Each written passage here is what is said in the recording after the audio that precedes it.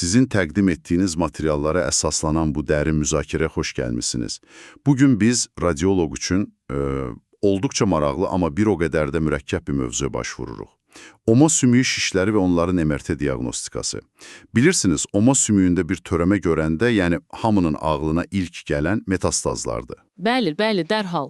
Çünki bu nahiyə qırmızı sümük ili ilə zəngindir və metastazlar üçün, necə deyərlər, münbit torpaqdır. Amma sizin göndərdiyiniz mənbələr, xüsusilə də Belçika Radiologiya Cəmiyyətinin jurnalındakı bu icmal məqalə göstərir ki, hekayə bundan qat-qat dərindir. Tamamilə doğrudur. Metastazlar statistik olaraq ən böyük ehtimal olsa da, onları, belə deyim, default diaqnoz kimi qəbul etmək bizi ciddi səhvlərə apara bilər. Oma sümüyünün özündən yaranan birincili şişlər nadir olsa da mövcuddur və onların bəziləri xoşxassəli, bəziləri isə həddindən artıq bədxassəldir. Bugünkü müzakirəmizin əsas məqsədi də məhz budur. Yəni, MRT görüntülərindəki o incə detalları, o kiçik ipuclarını necə oxuyub, bu geniş diferensial diaqnoz siyahısını daralda bilərik. Məqalə də məhz MRT-nin bu, necə deyim, detektiv işində nə qədər əvəzsiz olduğunu vurğulayır. Gözəl ifadə etdiniz, detektiv işi. Elə isə gəlin bu işə başlayaq. Mənbədəki o dairəvi diaqrama baxıram, bütün birincili şişlərin təxminən 40%-i tək bir diaqnozun payına düşür. Xordoma. Bəli, böyük fərqlə. İkinci yerdə isə 18%-lə nəhəng hüceyrəli şiş gəlir. Qalanları isə daha kiçik paylara bölünür. Məncə, elə ən böyük şübhəli olan xordomadan başlamaq məntiqli olardı. Xəstənin yaşı 50-60 civarındadır, törəmə orta xəttədir. Bu, klassik xordoma ssenarisidir, elə deyilmi? Tamamilə klassik ssenaridir. Yaş və yerləşmə, bunlar bizim ilk və ən vacib ipuclarımızdır. Xordoma embrional notoxord qalıqlarından əmələ gəldiyi üçün demək olar ki, həmişə orta xəttdə və ya ona çox yaxın olur. MRT-yə keçməzdən əvvəl bu iki məlumat artıq diferensial siyahıda xordomanı birinci yerə çıxarır. Görüntülərə baxanda isə bizi bir neçə tipik əlamət qarşılayır. Ən asası T2 çəkili görüntülərdəki siqnaldır. O məşhur parlaq T2 siqnalı. Bəzən o qədər parlaq olur ki, az qala kista ilə səhv salmaq olar. Amma bu parlaqlığın səbəbi nədir? Niyə xordoma T2-də bu qədər işıq saçır? Gözəl sualdır. T2 görüntülərini bir növ su xəritəsi kimi düşünə bilərsiniz. Tərkibində çox su olan hər şey ağapak parlayır. Xordomalarda gelabənzər, mukoid, yəni selikli, sulu bir quruluşa sahib olduğu üçün T2-də lampa kimi yanır. Bu, onu fərqləndirən ilk vacib vizual ipucudur. T1 görüntülərində isə əksinə əzələ ilə müqayisədə tünd əya boz rəngdə, yəni hipoizotens olur. Amma işlər həmişə bu qədər sadə olmur. Bəzən görüntülərdə bizi çaşdıra biləcək sürprizlər də olur. Məsələn, T1 görüntüsündə qəflətən parlaq bir ocaq görmək kimi, normalda T1-də tünd olmalı bir törəmənin içində parlaq sahə görmək insanı bir anlıq tərəddüdə sala bilər. Bu, qansızma deməkdir. Dəqiq olaraq, T1-dəki bu hiperintens, yəni parlaq ocaqlar, ya kiçik qansızmaları, ya da zülalla zəngin mukoid möhtəviyyatı göstərir. T2-də isə bəzən tünd qara zolaqlar və ya sahələr görə bilərik. Bunlar da ya köhnə qansızmanın qalıqları, hemosiderin çöküntüləri, ya da şişin içindəki fibroz aray kəsmələri, yəni septalardır. Aydındır. Əslində, bu heterogen, yəni qarışıq görünüş, xordoma üçün daha tipikdir və onu bəzən daha homogen görünən metastazlardan ayırmağa kömək edir. Bir də kontrastlanma məsələsi var. Adətən, orta dərəcədə və çox vaxt bal peteyi formasında kontrast maddə toplayır. Aydındır. Deməli, xordoma, orta xəttdə yerləşən, yaşlı kişilərdə rast gəlinən, T2-də çox parlaq, amma daxilində qansızma və septalara görə bir qədər qarışıq görünən bir törəmədir. Bəs yaxşı, senarini dəyişək. Görüntülərə baxırıq, törəmə orta xəttdə deyil, biraz kənardadır, hətta oma qalça oynağına doğru uzanır, xəstə isə 60 yaşında kişi yox, 30 yaşında bir qadındır. Bu zaman bütün diaqnostik düşüncəmiz dəyişir, eləmi? Tamamilə dəyişir.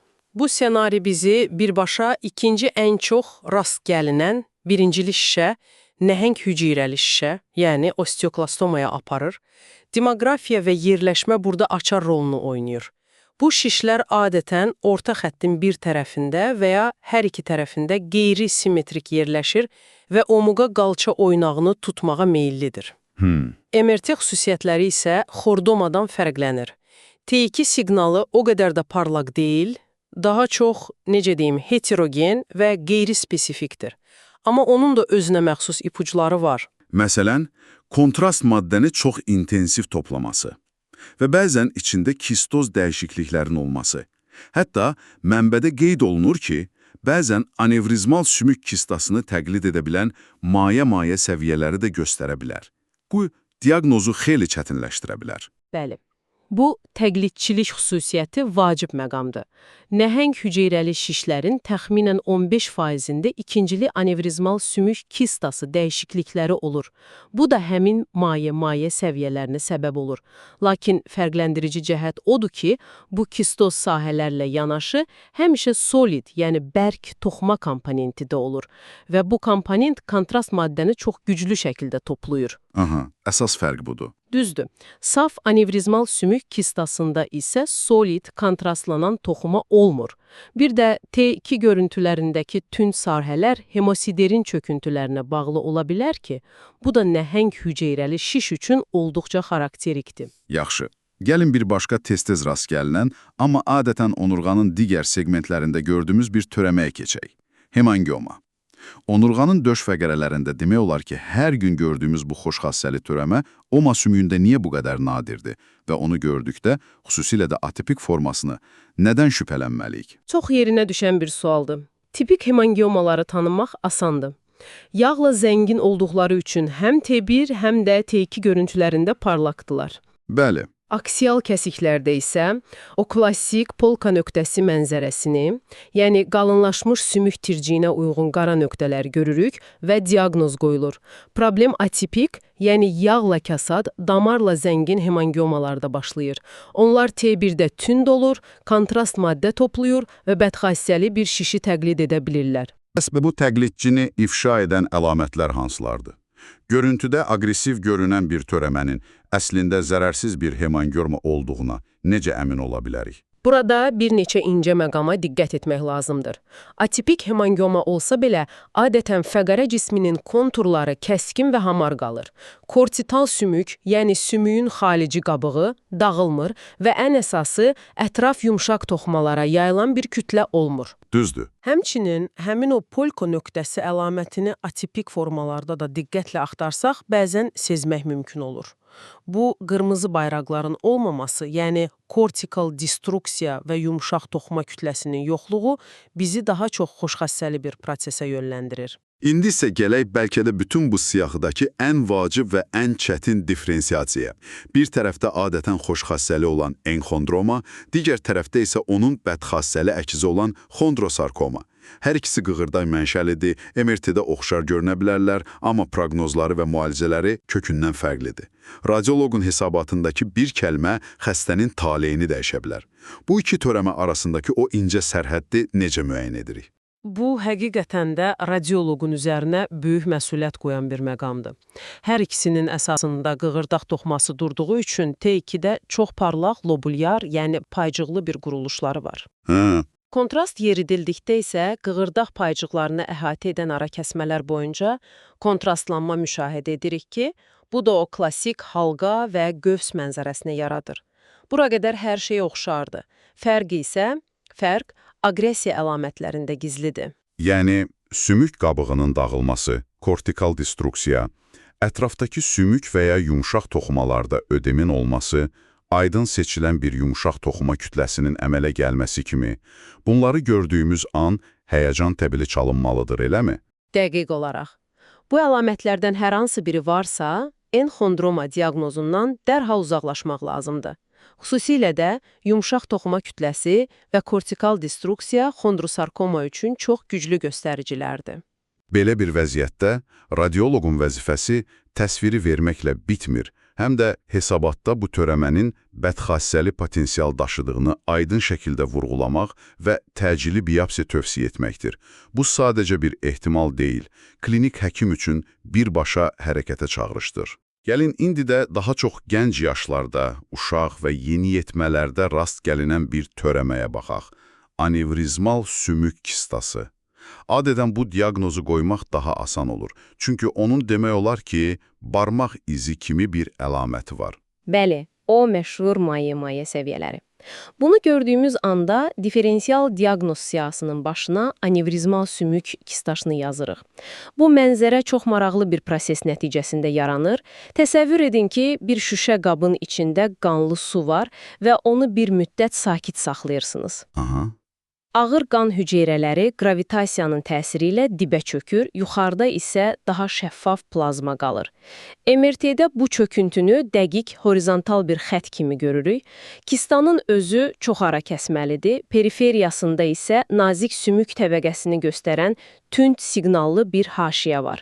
İçində solid strukturlar olmadığı üçün yalnız o nazik ara kəsmələr kontrast maddə toplayır. Siyahıdakı son birincili şiş isə bəlkə də ən aqressiv olanıdır və adını eşidəndə belə insanı narahat edir.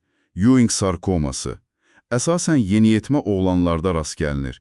Sizin təqdim etdiyiniz görüntülərdə də onurğa kanalına və ətraf toxumalara yayılan böyük, qorxunc bir kütlə var. Onun MRT-dəki xüsusiyyətləri necədir? Ewing sarkoması çox vaxt böyük bir yumşaq toxuma komponenti ilə özünü göstərir. Məqalədə də vurğulanan maraqlı bir cəhət var. Sümükdən kənar, yəni yumşaq toxumadakı komponent adətən sümüyün özündəki zədələnmədən qat-qat böyük olur. Ciddi. Bəli, buna bəzən iceberg fenomeni də deyirlər. Sümükdəki kiçik bir dəyişiklik əslində suyun altında gizlənən nəhəng bir icebergin, yəni yumşaq toxuma kütləsinin sadəcə görünən ucudur. Çox maraqlıdır. MRT siqnalı isə bir qədər qeyri-spesifikdir.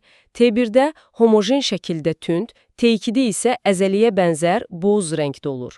Aqressiv olmasına baxmayaraq, kontrastlanması adətən yüngül və ya orta dərəcədə olur. Bütün bu nadir, amma vacib birincili şişləri müzakirə etdikdən sonra, gəlin başlanğıc nöqtəmizə, yəni statistik reallığa qayıdaq metastazlar. Mənbədə ağciyər, süd vəzi, prostat, böyrək kimi bir çox xərçəngin oma sümüyünə metastaz verdiyi qeyd olunur. Bəs MRT bizə metastazın hansı orqandan gəldiyini söyləyə bilərmi? Yoxsa bütün metastazlar eyni görünür? Bu çox praktik bir sualdır. Adətən metastazın ilkin mənbəyini təkcə MRT ilə demək mümkün deyil. Amma bir mühüm istisna var. O da yəqin ki. Prostat xərçəngi metastazları. Digər orqanların metastazları əksər hallarda osteolitik, yəni sümükəridən olur. Prostat xərçəngi metastazları isə əsasən osteoblastik və ya osteosklerotik, yəni sümük yaradan, sümüyü bərkidən olur. Bu fərq MRT görüntülərində kəskin şəkildə əks olunur. Necə? Yəni osteolitik və osteosklerotik zədələnmələrin siqnalı tamamilə fərqlidir? Normal sümük iliyindən daha tünd görünür və intensiv kontrastlanır. Mənbəyə görə onların 57%-də kortikal destruksiyada olur ki, bu da aqressivliyin göstəricisidir. Aydındır. Osteosklerotik metastazlar isə əksinə sklerotik, bərkimiş sümük toxuması ilə dolu olduğu üçün bütün ardıcıllıqlarda T1-də də, T2-də də qapqara hipointens görünür və demək olar ki, heç kontrast maddə toplamır. Görüntüdə belə qapqara sklerotik ocaqlar gördükdə, xüsusilə də yaşlı kişi xəstədə ilk düşüncəmiz prostat xərçəngi metastazı olmalıdır. Möhtəşəm. Beləliklə, bütün bu məlumatları birləşdirsək, oma sümüyündə bir törəmə ilə qarşılaşan radioloq üçün bir növ yol xəritəsi cızmış olduq. İlk növbədə metastazları düşünürük. Amma xəstənin yaşına, törəmənin dəqiq yerləşməsinə və MRT siqnal xüsusiyyətlərinə baxaraq xordoma, nəhəng hüceyrəli şiş və ya digər daha nadir birincili şişləri də nəzərdən keçiririk. MRT bizə sadəcə burada bir şey var demir, həm də onun nə ola biləcəyi barədə çox dəyərli ipuçları verir. Tamamilə razıyam. Sonda hər şey bu ipuçlarını bir araya gətirib məntiqli bir nəticəyə gəlməkdən ibarətdir. MRT təkcə diaqnoz üçün deyil, həm də müalicəni planlaşdırmaq üçün kritikdir. şişin sinir köklərini sıxıb-sıxmadığını, onurğa kanalına nə dərəcədə yayıldığını göstərmək cərrahi yanaşmanı kökündən dəyişə bilər. Bu görüntüləmə xüsusiyyətlərini dərindən bilmək bizə diaqnostik siyahını maksimum daraltmağa və nəticədə xəstə üçün ən doğru yolu seçməyə imkan verir. Bugünkü dərin araşdırmamızın sonunda sizin üçün bir düşüncə toxumu buraxmaq istərdik. Gördüyümüz kimi enxondroma və aşağı dərəcəli xondrosarkoma kimi bəzi törəmələrin radioloji fərqləndirilməsi obyektiv olaraq olduqca çətindir, bəzən hətta mümkünsüzdür. Belə bir vəziyyətdə radioloqun məsuliyyəti harada başlayar və harada bitir. Sadəcə gördüklərini təsvir edib, hər iki diaqnoz mümkündür deyərək neytral qalmaqmı, yoxsa ən kiçik şübhəli əlaməti belə vurğulayaraq klinisisti daha aqressiv addım olan biopsiyaya qətiyyətlə yönləndirməkmi? Bu, görüntüləmə ilə patologiya arasındakı o incə sərhəddə hər bir radioloqun hər gün üzləşdiyi bir dilemma və peşəkar vicdan məsələsidir.